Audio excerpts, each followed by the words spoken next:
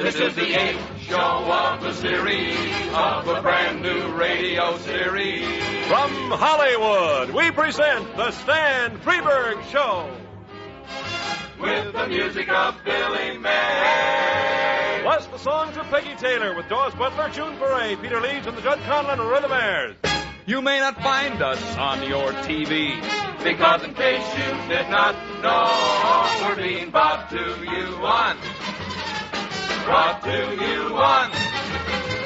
Brought to you on RADI.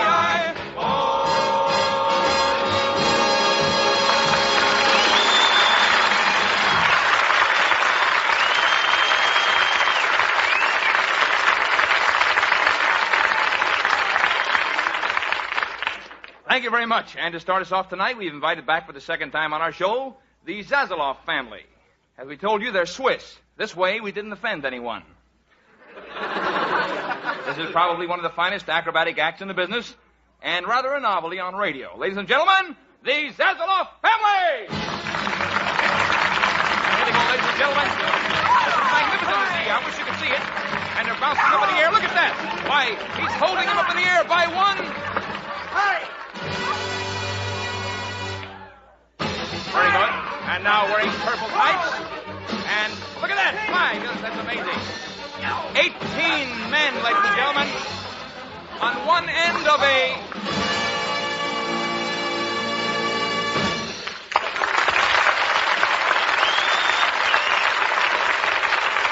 Yes. Wonderful, wonderful. And now on with the show. Hey, Stan? Well, what is it, Dawes Butler, as they say in radio? What are we going to do next? Well, I tell you, Dawes, I was wondering the other day. Wondering what? How the good humor men stand it. Can you imagine driving an ice cream truck around all day long, let alone all summer long, with the same song flailing you about the ears? Yeah. How often do they change that song, I wonder? I don't know. See, those chimes that drive me nuts. Yeah, what song do you hear most often? London Bridge is Falling Down. How about you? I hear London Bridge quite a bit. Pop Goes the Weasel is very big on our street. Let's write a screenplay about it, okay? Okay, and let's have the titles appear on ice cream bars. That's good, that's good.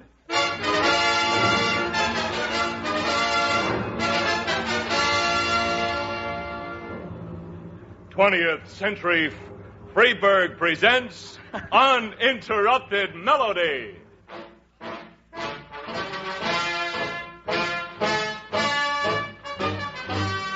This is the story of men in uniform, their loves, their hopes, their dreams, and of the task to which they have so devoted their lives.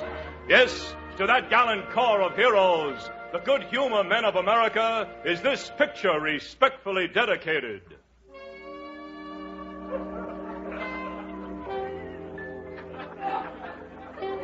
Do you know what it's like, after having a day off with the family, to try to sleep on the night before you report back for action? Do you know what it's like to lie there and live with fear? Charlie Krasmeyer knows. Charlie, what are you doing? I'm lying here living with fear. Well, try and get some sleep, sweetheart. Yeah. I'm just lying here thinking about tomorrow. Well, you just mustn't lie there thinking about tomorrow. Tomorrow, it's Pop Goes the Weasel and hundreds of grimy little hands reaching out for ice cream bars. Walter Yoder cracked up last week. I saw him when he took him away, Sue. It wasn't pretty. Oh, hush. Are you sorry you married a good humor man? Oh, no. No. Oh, no. Are you sure? No?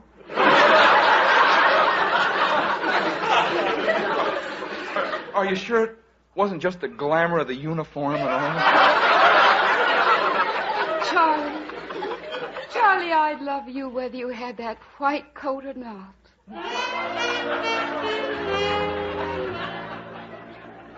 Yes, men like Charlie Krasmeyer know their job is no easy one, but they live with it, and they report for duty every day at the plant, where their boss, the Chief Commander F.C. Barr, is just now entering the building. He opens the door and confronts a small, bald man with horn-rimmed spectacles who looks up from the piano. Green? Morning, Commander. Yes, what's going on around here? That's all I want to know, Green. I heard one of our trucks over in Westwood playing hound dog.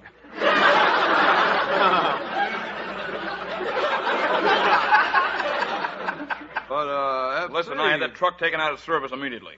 Nursery songs, that's all I want to hear. They don't cost us anything. But FC, the men get punchy from nursery songs. They're cracking up out there. Cracking up, you say nonsense. Every American loves nursery songs. Besides, they're free. Yeah, but... Maybe you'd like to go back to television and write Briar Patch Leg jingles.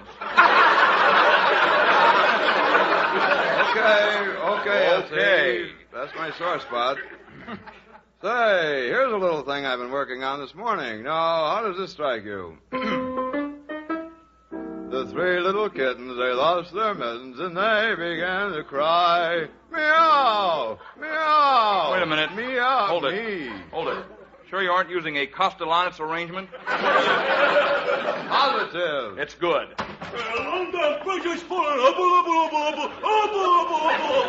Ah, yes.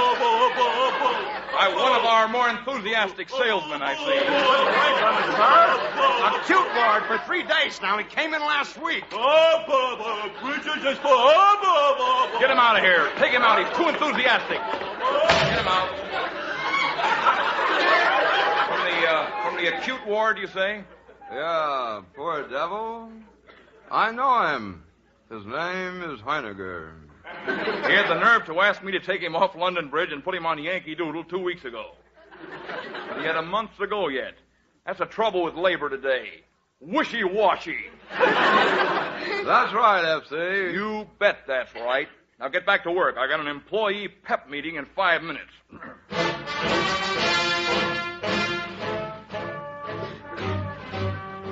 This is the briefing room where every morning 200 white-coated, good-humor men sit glumly staring into space, horribly calm, not daring to think about the day ahead of them, only anxious to get the job done.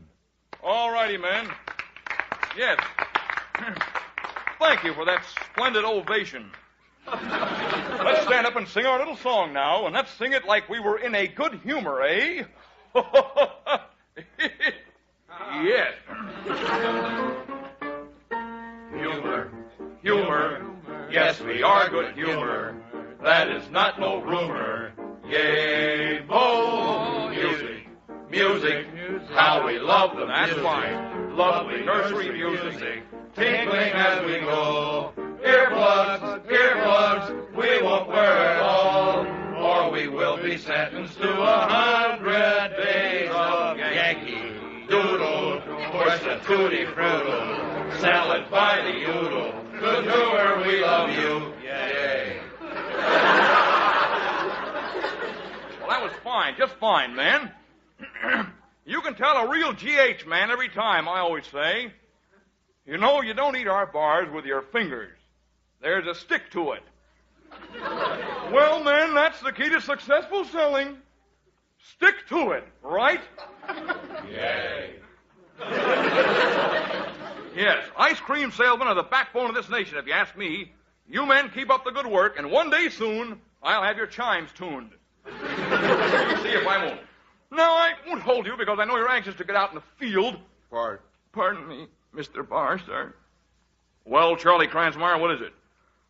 I've been on Pop Goes the Weasel for 3 weeks now. Could I please trade with Jones here? He's got 4 and 20 blackbirds baked in a pie. You know the rules, Kransmeyer. The cycle's 8 weeks. I can't stand Pop Goes the Weasel. I come home at night, I can't sleep. All night long I hear a penny for a spool of thread, a penny for a needle. I'm sick of it. Sick. Oh, now, let me have his song, sir. I like Pop Goes the Weasel, honest. Nonsense. Pop Goes the Weasel is Kransmeyer's assignment. Just for that outburst, Charlie, you can't have 4 and 20 blackbirds at all. When your time is up, you'll get the farmer in the dell. Not the farmer in the dell! I had that last cycle! Get get back in your seats there. Do we get earmuffs or don't we? Well, we can talk about it. You may talk about it. Put me down! This is mutiny!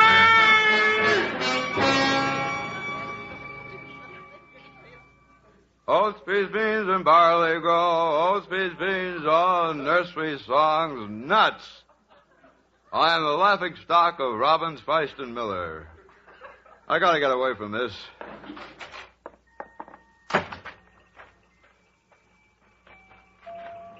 I'll just take a shortcut through the parking lot here. Hey, that's funny. Somebody left their motor running. What's this? Somebody bound and gagged in the front seat. Heavens to popsicles! FC, it's you! And somebody's tied greasy ropes around your nice brown suit. FC, that ain't no brown suit. You've been dipped. Let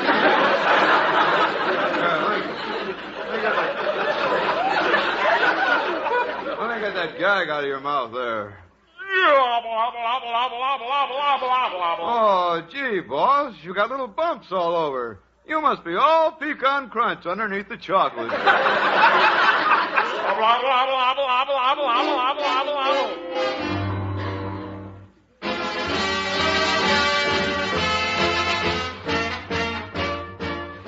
Yes, for you, Charlie Krasmeyer, and thousands of ice cream men like you, courage is not a sometime thing, and a tin ear helps. Salute you men in white coats.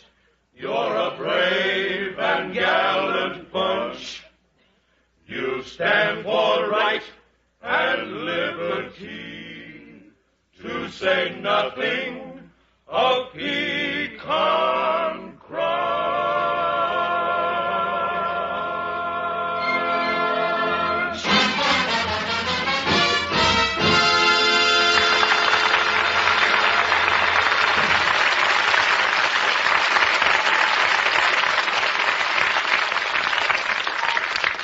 Thank you. Well, we hope you enjoyed our stirring documentary tonight, Uninterrupted Melody. Now, some folks might think this would be a good spot on the show for Peggy Taylor to sing. It is. She's going to sing not 79, not 81, but around the world in 80 days. Count them. Around the world I've searched for you. I traveled on when hope was gone to keep a rendezvous. I knew somewhere, sometime, somehow, you'd look at me and I would see the smile you're smiling now. It might have been in County Down, or in New York, or gay Paris, or even London town. No more will I go all around the world, for I have found my world in you. Autour du monde, je cherchais toi, et sans espoir de rendez-vous, tout de même je continue. Je sais quelque part, quelque temps, quelquefois, vous me regardez et je vois votre assuré du moment.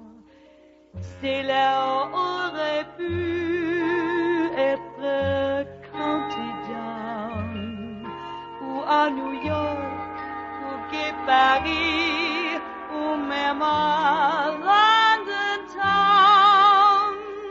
Plus jamais irai tout du monde, car j'ai trouvé mon monde en toi.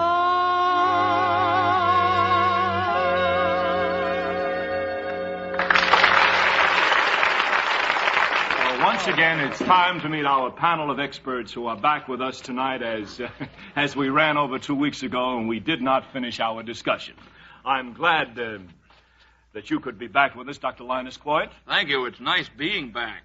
Mr. G.L. Spoon. Good evening, friends in Radioland. And finally, Mrs. Edna St. Louis, Missouri. The pleasure's all mine. Although it does seem to me I got second billing last time. Yes.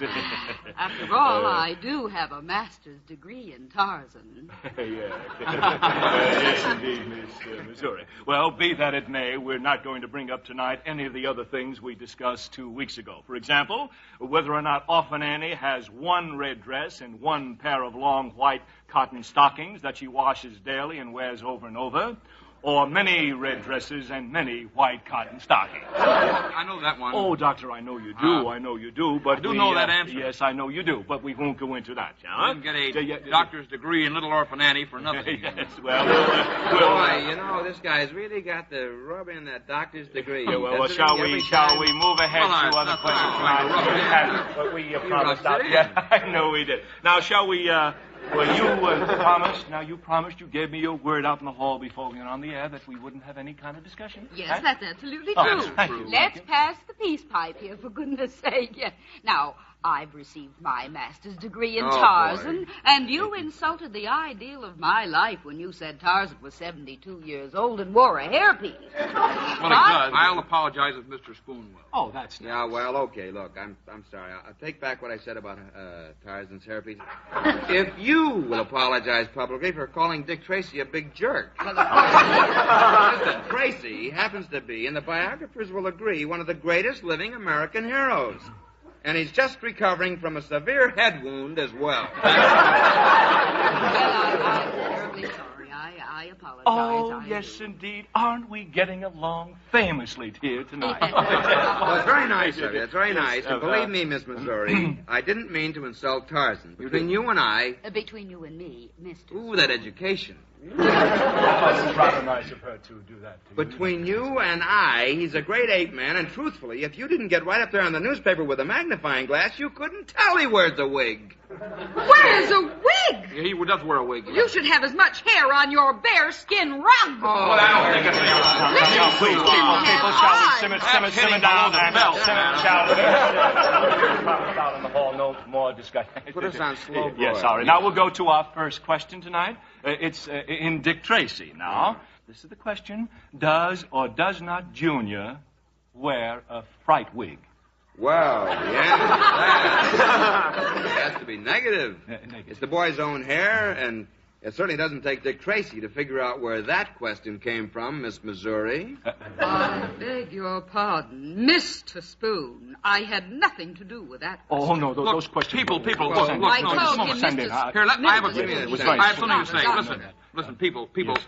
Be that as it may, it is a fright wig on the boy. It is not a fright wig on It's the boy. a fright Listen, wig. It is not. It's the same hair that any 12-year-old boy would wear. 12-year-old boy? 12-year-old. Certainly. Why, he's older than Little Orphan Annie. I take that as a personal affront, madam. Why, stop him, So then, we've been all through this. If anybody should be drawing Social Security, it's you and Tarzan.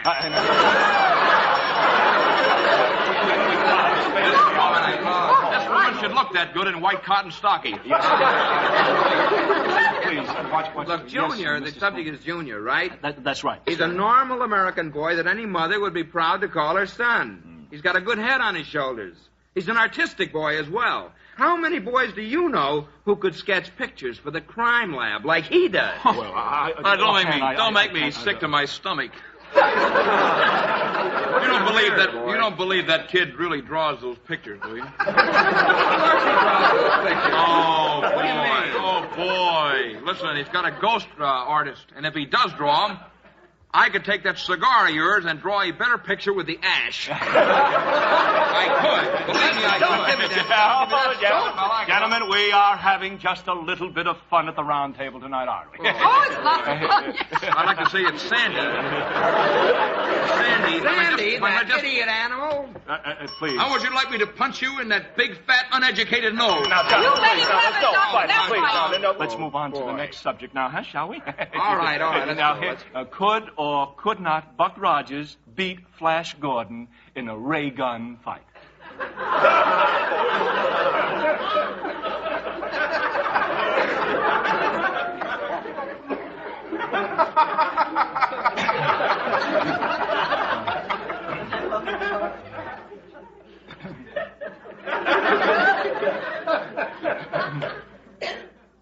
Tarzan could make monkeys out of both of them.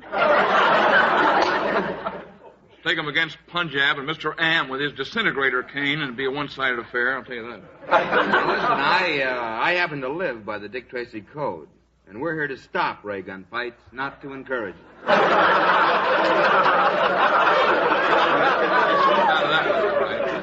If you're talking about a showdown in self-defense, Tracy can wipe up Rogers, Gordon, Punjab, Sandy, and the antique ape man, and he can do it with Kardui under one arm and a bandaged head. Why, you viper! Antique You are a viper! ape man! Listen, I'll thank you. Please leave. Just a minute. Now, down, Sandy, down. Well, once again, that concludes another chapter of Face the Fun. Sandy, down, Sandy. First of all, it's good night to Mr. G.L. Spoon. If someone shoots you in the chest, extract the bullet and look for small telltale bore markings on the slug, and then call a doctor. That's Crime Stopper. Yes, and it's good night to Dr. Linus Coit. Leaping lizards. Some folks don't realize just how lucky they are until some other folks shows them how much they've got. Little Orphan Annie, King Feature Syndicate, 1947. And finally, our Tarzan expert, Miss Edna St. Louis, Missouri.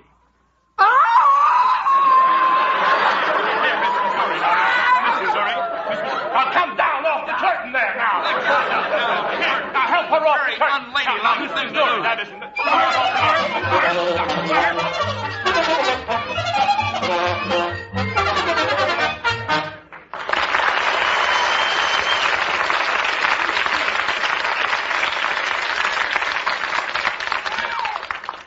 Well, so much for literature. We have received so many card and letter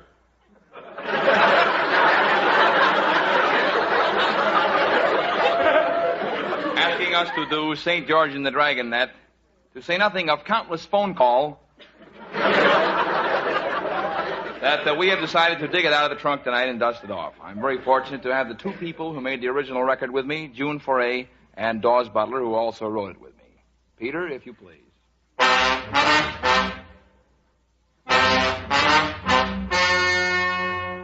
The legend you are about to hear is true. Only the needle should be changed to protect the record.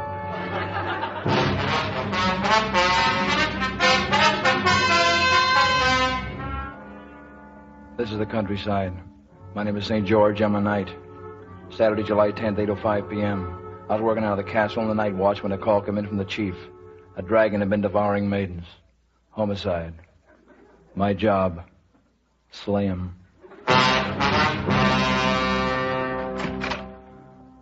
Call me, Chief? Yeah, it's a dragon again, devouring maidens. The king's daughter may be next. Mm-hmm. Got a lead? No, nothing much to go on.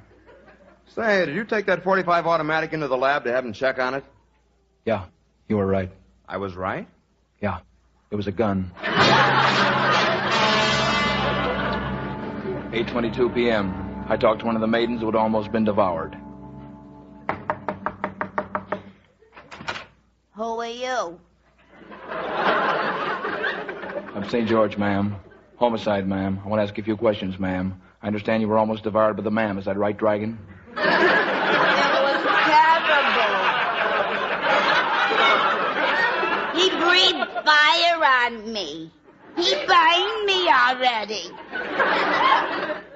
How can I be sure of that, ma'am? Believe me, I got it straight from the dragon's mouth.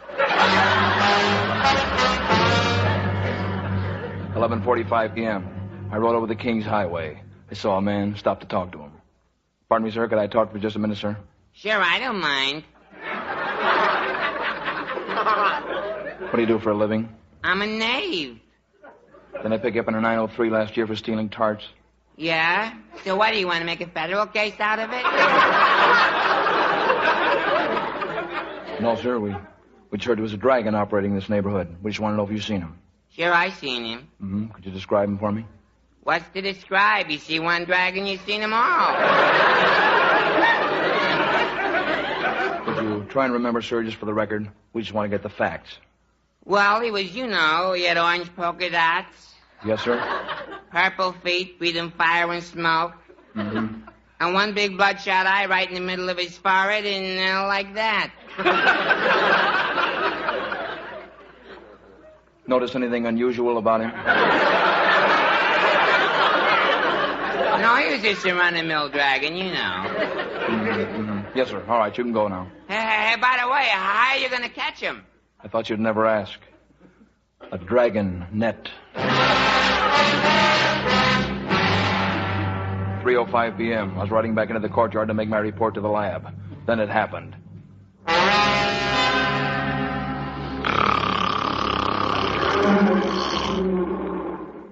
It was a dragon. Hey, I'm the fire-breathing dragon. You must be St. George, right? Yes, sir? I see you got one of them new 45 caliber swords. That's about the size of it. You slay me. That's what I wanted to talk to you about. What do you mean? I'm taking you in a 502. You figure it out. What's the charge? Devouring maidens out of season. Out of season? You never pin that rap on me? Do you hear me, cop? Yeah, I hear you. I got you in a 412, too. A 412? What's a 412? Overacting. Let's go.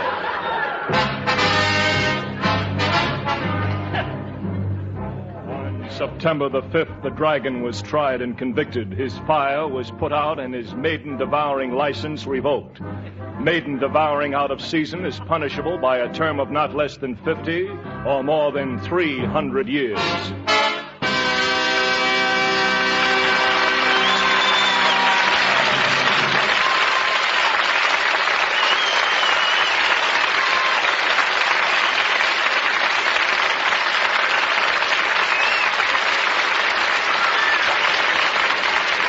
Thank you very much. We're a little folks, so good night late. We're a little good night, so folks late. We're a little, well, never mind. Until next week, this is Stan Freburg saying thanks for listening. God bless you and good night.